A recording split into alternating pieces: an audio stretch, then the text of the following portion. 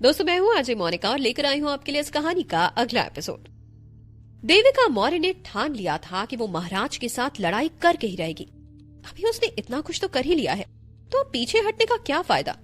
देविका मौर्य ने ठान लिया था कि वो ये भयंकर कारनामा जारी रखेगी। जो भी उसके रास्ते में दखल देगा वो उसे भी खत्म कर देगी। महाराज पसीने से भीगे हुए थे।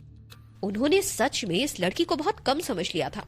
परिस्थिति का अंदाजा करते हुए लग रहा था कि अगर आज के आज देविका मौर्य को मौर्य अर्जुना नहीं मिले तो वो सारे कर्मचारियों को मार डालेगी और शाही महल को उन कर्मचारियों की लाशों से भर देगी।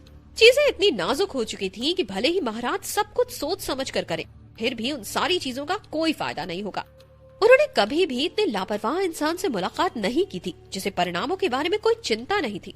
देविका मौर्य महाराज की सबसे दुष्ट और भयंकर विपक्षी थी। जिस आदमी को महाराज ने मौर्य अर्जुना को न मारने का आदेश दिया था, वो आदमी जल्दी से भागता हुआ वहाँ से चला गया ताकि वो सैनिकों को इस बात के बारे में वाकिफ कर सके। ये सुनकर राजकुमार तरुण हैरानी से महाराज को देखने लग गए। उनकी सारी जिंदगी में महाराज ने कभी भी एक कदम पीछे नहीं लिया था।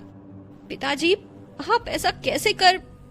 राजकुमार तरुण ने कुछ कहने की कोशिश की।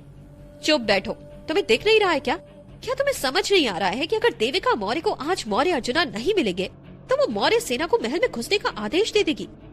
उस वक्त तुम्हें और मुझे भी मौर्य सेना बिना किसी हिचकिचाहट के मार डालेगी।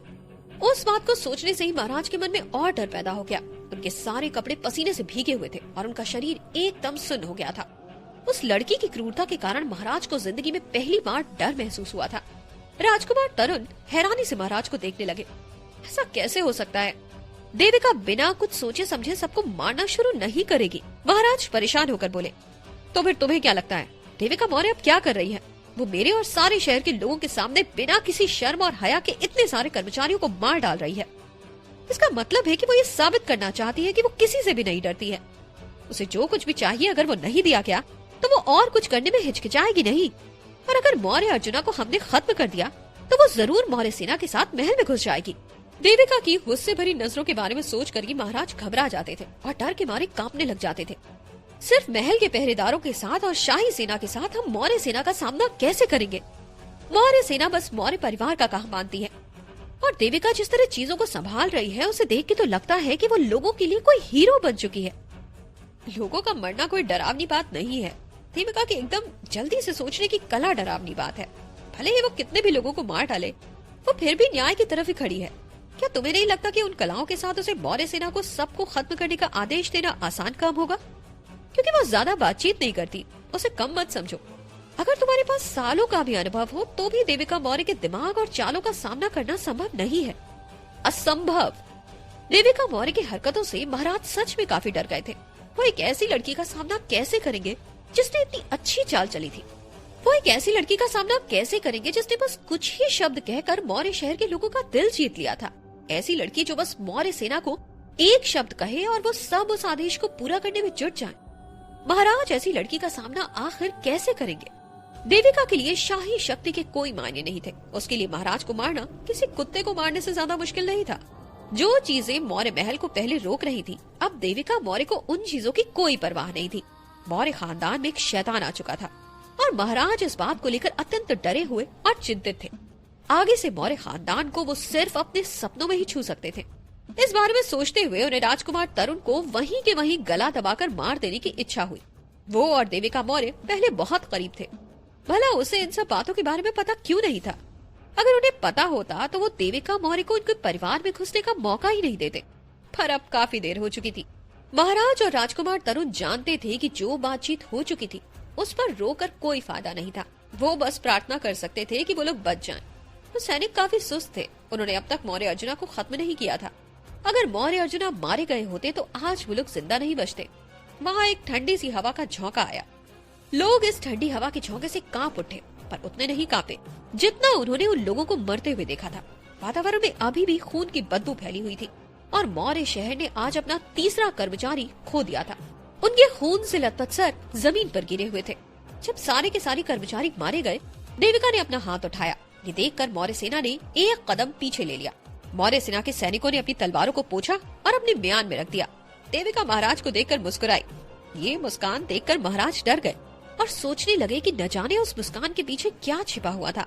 उन्होंने देविका की मुस्कान देखकर जल्दी से बोला, देविका मौर्य, तुमने मौर्य शहर में से सारे कपटी लोगों का विनाश कर दिया है। बहुत अच्छे, तुमने आज रात ये सिद्ध कर दिया है कि तुम मौर्य अर्जुना की ही उत्तराधिकारी हो। मौर्य महल को इसके लिए इनाम दिया जाएगा। ये सुनकर देविका की मुस्कान गायब हो चुकी थी और अब उसकी नजरों में बस गुस्सा दिखाई दे रहा था। वो उस गुस्से से महाराज को घूर रही थी। देविका की उन गुस्से से भरी नजरों को देखकर महाराज डर के मारे कांप उठे। पूरे समय महाराज ने पहली बार देविका के साथ मौर्य अर्जुना के बारे में बात की थी। महाराज के छिपे हुए मतलब को देविका समझ गई थी। अच्छा है, आखिर देविका मौर्य को वही तो चाहिए था। महाराज अपनी जिंदगी के लिए डर चुके थे, इसलिए उन्होंने मौर्य अर्जुना को छोड़ने का फैसला किया था। पर देविका ने इस शाही दया और कृपा के बदले में कुछ बोला नहीं। वो शांति से अपने काले चीते की पीठ पर बैठी हुई थी। ये देखकर महाराज कुछ परेशान हो गए। देविका मौर्य उनकी बात पर भरोसा नहीं कर रही थी। देविका को अपनी आंखों से मौर्य अर्जुना को उधर अपने सामने देखना था।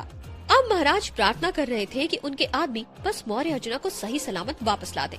अब देविका मौर्य को केवल मौर्य अर्जुना ही पीछे हटा सकते थे और महाराज और उनके बीच का रिश्ता जारी रख सकते थे।